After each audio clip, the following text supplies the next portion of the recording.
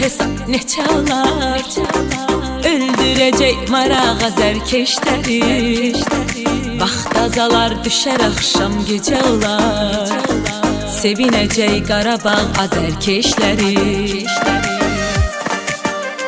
Bir daha Qarabağ Futbol Klubu Azərbaycan azərkeşlərini deyə bilərəm ki, bütün Azərbaycan xalqını sevindirir.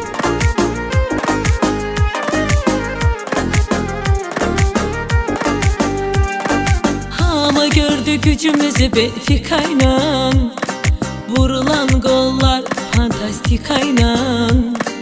Belə bir oyundan, belə taktikayla yandırarıq qıraq azərkeşləri. Hamıya maraqlıdır hesab neçə olar?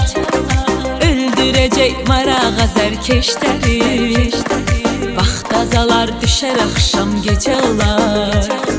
Sevinəcək Qarabağ azərkeşləri. Hamıya maraqlıdır hesab neçə olar? Öldürəcək maraq azərkeşləri, vaxt azalar düşər axşam gecə olar. Sevinəcək Qarabağ azərkeşləri.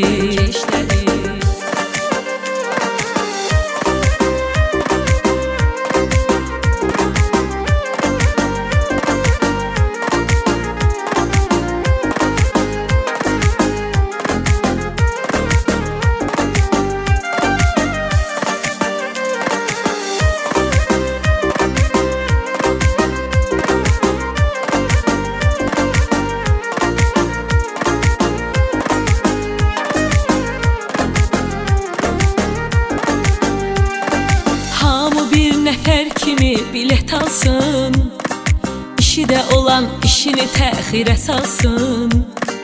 Elə oyun izləyək xatirə qalsın, çıxardaq üzü ağ azərkeşləri.